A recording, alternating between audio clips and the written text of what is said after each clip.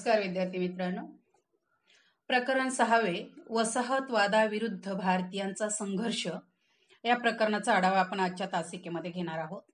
या पाठामध्ये आपण भारतीयांनी वसाहतवाद विरोधात केलेला संघर्ष अभ्यासणार आहोत. त्यामध्ये सर्वप्रथम आपण 1857 पूर्वीचे लढे बघणार आहोत. आता या घटकावर कोणते प्रश्न विचारले जाऊ शकतात बघा. दिलेल्या मुद्द्यांच्या आधारे पुढील प्रश्नाचे सविस्तर उत्तर लिहा. प्रश्न बघा, 1857 पूर्वी महाराष्ट्रात झालेल्या उठावांची माहिती पुढील मुद्द्यांच्या आधारे लिहा. मुद्दे दिलेले असतील 3. यामध्ये 6 मुद्दे आहेत. 6 पैकी कोणतेही 3 विचारले जातील. त्यांचं स्पष्टीकरण तुम्हाला लिहायचंय. त्यामध्ये आपण पहिला मुद्दा बघणार आहोत, भिल्लांचा उठाव. गोंदाजी आणि महिफा यांचा उठाव आपण यामध्ये बघणार आहोत की 1818 साली खानदेश इंग्रजांच्या ताब्यात गेला.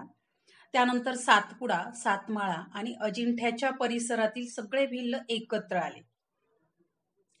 दुसऱ्या बाजीरावाचे विश्वासू सहकारी असलेले त्र्यंबकजी डेंगळे हे इंग्रजांच्या कैदेतून निसटले आणि त्यांनी भिल्लांना उठावाची प्रेरणा दिली.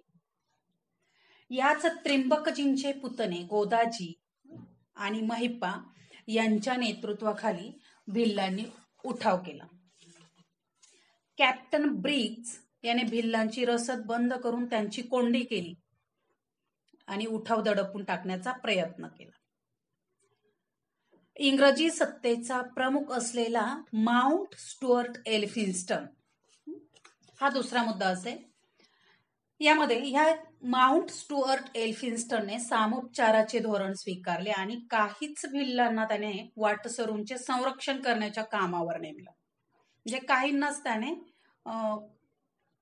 काम दिले. काही भिल्लांना नोकऱ्या आणि पेन्शन द्यायला सुरुवात केली.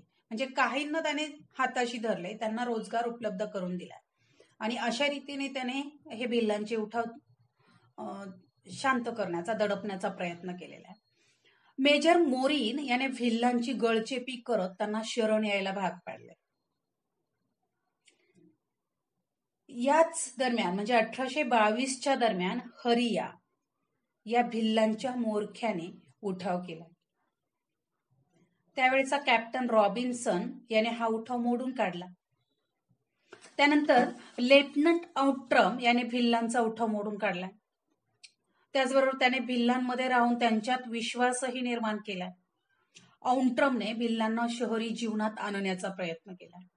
भिल्लांवरील पूर्वीचे गुन्हे त्याने माफ केले. त्यांना जमिनी देणे, तगाई, सैन्यात भरती अशा कामांमुळे कालांतराने हळूहळू भिल्लांच्या उठावाचं प्रमाण कमी होत गेलं. त्यानंतर दुसरा मुद्दा आहे पायकांचा उठाव. आता पायकांचा उठाव 2 गुणांसाठी टीप लिहा म्हणूनही विचारला जाऊ शकतो किंवा सकारण स्पष्ट करामध्ये 1857 मध्ये 1817 मध्ये पायकांनी इंग्रजांविरुद्ध सशस्त्र उठाव केला. असाही प्रश्न 3 गुणांसाठी सकारण स्पष्ट करा विचारला जाऊ शकतो. तो ओडिशा मध्ययुगीन काळापासून पाईक पद्धती अस्तित्वात होती. तिथल्या निरनिराळ्या स्वतंत्र राजांचे जे खडे सैनिक होते त्यांना पाईक असं म्हटलं जायचं आणि म्हणून या पायकांनी केलेला उठाव त्याला पायकांचा उठाव असं म्हटलं. राजांनी या पायकांना जमिनी मोफत दिलेल्या होत्या कसण्यासाठी आणि त्या जमिनी कसून हे पाईक आपला उदरनिर्वाह करत होते. त्या बदल्यात युद्धाचा प्रसंग उद्भवला तर त्यांनी आपल्या राजांच्या बाजूने लढायला उभं राहायचं अशी अट होती. इसवी सन 1803 मध्ये इंग्रजांनी नागपूरकर भोसल्यांकडून ओडिशा प्रांत जिंकून घेतला. इंग्रजांनी पायकांच्या वंश परंपरागत जमिनी काढून घेतल्या. त्यामुळे हे पाईक संतापले. इतकंच नाही तर इंग्रजांनी लावलेल्या करांमुळे मिठाच्या किमतीत वाढ होऊन सामान्य लोकांचं जीवन असह्य झालं आणि म्हणून या सगळ्या गोष्टींचा परिणाम होऊन 1817 मध्ये बक्षी जगबंधू विद्याधर यांच्या नेतृत्वाखाली पायकांनी इंग्रजांविरुद्ध सशस्त्र उठाव केला, जो पायकांचा उठाव म्हणून आपण अभ्यासतोय.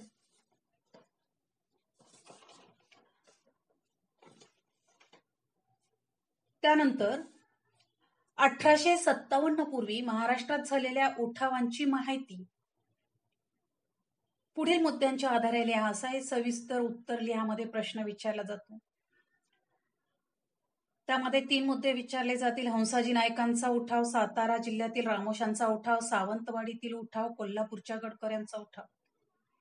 हंसाजी नाईकांचा उठाव, ह्या उठावाविषयी आपण आता माहिती बघूया की हंसाजी नाईक यांचे नांदेड जिल्ह्यामध्ये राज्य होते. त्यांनी निजामाच्या राज्यामध्ये सामील व्हायला नकार दिला होता. उलट त्याने निजामाचे काही किल्ले जिंकून घेतले. परिणामी त्यांच्यामध्ये युद्ध अटळ होतं हंसाजी नाईक आणि निजाम यांच्यामध्ये. Major Pitman, captain Evans, captain Taylor यांच्या नेतृत्वाखाली 400 सैनिकांची इंग्रजी फौज निजामाच्या मदतीला आली आणि 25 दिवस त्यांच्यामध्ये युद्ध चाललं. या 25 दिवसांच्या युद्धानंतर हंसाजींचा पराभव झाला. त्यानंतर सातारा जिल्ह्यातील उठाव, सातारा जिल्ह्यातील रामोशांचा उठाव, याच्यावर सविस्तर उत्तर लिहा.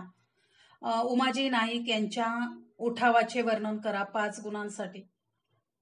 सातारा जिल्ह्यामध्ये चितूर सिंग यांच्या नेतृत्वाखाली रामोशी समाजाने उठाव केला होता. संतू नाईक आणि उमाजी नाईक हे त्यांचे म्होरके होते. पुण्याहून मुंबईला जाणारा सावकारी ऐवज ह्या दोघांनी लुटलाय, संतू नाईक आणि उमाजी नाईक यांनी. 1824 मध्ये पुण्याजवळील भांबुर्डे येथील सरकारी तिजोरी उमाजी नाईक यांनी लुटली. उमाजी नाईकांचा उठाव मोडून काढण्यासाठी सरकारने त्यांना जंग पछाडलं. उमाजी नाईक आणि त्यांचे सहकारी भुजबा, पांड्या आणि येसाजी यांच्यासाठी सरकारने प्रत्येकी 5,000 रुपयांचं इनाम घोषित केले. गावकऱ्यांनी त्यांना अन्न, वस्त्र, निवारा, पैसा देऊ नये असा आदेश देखील इंग्रज प्रशासनाने काढला होता. उमाजींच्या सहकाऱ्यांना कोणतीही मदत न देण्याचा आणि दिल्यास दंड करण्याचं त्यांनी घोषित केलं. तसंच वतन जप्त करण्याची धमकी दिली. कॅप्टन डेव्हिसच्या घोडदळाने आणि कॅप्टन मॅकिंटोश यांनी पाठलाग करूनही त्यांना उमाजीला पकडता आलं नाही किंवा संतू नाईकांना पकडता आलं नाही, त्यांना कैद करता आलं नाही किंवा त्यांना शोधून काढता आलं नाही. सातारा, वाई, भोर, कोल्हापूर ह्या प्रदेशामध्ये हा संघर्ष चालू होता. अखेरीस 2 फितुरांनी उमाजीचा ठाव ठिकाणा सांगितला आणि उमाजीला भोर जवळ पकडून त्याच्यावर खटला भरला आणि त्यानंतर पुणे या ठिकाणी उमाजीला फाशी देण्यात आली. या दरम्यान उमाजीने जाहीरनामा काढलेला होता आपल्या बांधवांसाठी. तो उमाजी नायकांचा जाहीरनामा कोणता, तर टीप लिहा 2 गुणासाठी. त्यावरही प्रश्न विचारला जाऊ शकतो की उमाजी नाईक यांचा जाहीरनामा. उमाजी नाईक यांनी उठावाच्या काळात प्रसिद्ध केलेल्या ह्या जाहीरनाम्यामध्ये जनतेला आवाहन केलं की आपल्या प्रदेशातील युरोपियन लोक, लष्कर यांना ठार मारावं. हे काम करणाऱ्यास नवीन सरकार रोख बक्षीस, वतनं, हक्क, जहागीर देईल. बुडालेली वतनं पुन्हा मिळतील. कंपनी सरकारमधील हिंदी सैनिकांनी नोकऱ्या सोडून द्याव्यात. साहेबांचे आदेश पाळू नये. युरोपियनांचे बंगले जाळून टाकावे. त्यांच्या तिजोऱ्या लुटाव्या. सरकारला कर भरू नये. लुटीचा पैसा त्यांना माफ केला जाईल. सरकारला वसूल भरू नये. हिंदू मुसलमान कोणी असो त्यांनी आमचा हुकूम मानावा. इंग्रजी राज्य बुडणार हे भाकीत खरं होण्याची ही वेळ आहे, असं आपल्या जाहीरनाम्यातून उमाजी नाईक यांनी जनतेला सांगितलेलं होतं. त्यानंतर पुढचा उठाव आहे सावंतवाडीतील उठाव. 1858 साली महादेवगडचा किल्लेदार फोंड सावंत तांदुळवाडीकर याने उठाव केला. मात्र इंग्रजांनी तो उठाव मोडून काढला. इंग्रजांचे धोरण पाहून सावंतवाडीतील सरदारांनी केलेला उठाव स्पूनर या पॉलिटिकल एजंटने मोडून काढला. पॉलिटिकल एजंट म्हणजे इंग्रज सरकारचा भारतीय संस्थानिकांच्या दरबारातील प्रतिनिधी. त्याला पॉलिटिकल एजंट म्हणून ओळखलं जायचं. त्यानंतर या उठावामध्ये सामील झालेल्या सरदारांपैकी काहींनी ब्रिटिशांविरुद्ध एक होऊन लढण्याचा प्रयत्न केला. मात्र 1845 मध्ये या परिसरामध्ये लष्करी कायदा पुकारला गेला. त्यानंतर कॅप्टन आउट्रॅम याने हा उठाव पूर्णपणे मोडून काढला. म्हणजे अशा रीतीने एक उठाव इंग्रजांनी मोडून काढले किंवा दडपून टाकले. त्यानंतरचा पुढचा उठाव आहे कोल्हापूरच्या गडकऱ्यांचा उठाव. कोल्हापूर संस्थानातील गडकऱ्यांनी हा उठाव केला होता. कारण किल्ल्यांचे संरक्षण करणाऱ्या गडकऱ्यांचे वेतन कंपनी सरकारने बंद केले होते. गडकऱ्यांनी सामानगडावर पहिला संघर्ष सुरू केला. कॅप्टन औट्रॅम याने 1844 मध्ये पन्हाळा, पावनगड, विशाळगड गडकऱ्यांकडून आपल्या ताब्यात घेतले होते. मद्रासहून बोलावलेल्या इंग्रज फौजांनी गडकऱ्यांना शरण यायला भाग पाडले. म्हणजे अशा रीतीने इंग्रजांनी या कोल्हापूरच्या गडकऱ्यांचा उठाव देखील मोडून काढला. म्हणजे 1857 पूर्वीचे लढे किंवा उठाव हे आपण आजच्या तासिकेला बघितले.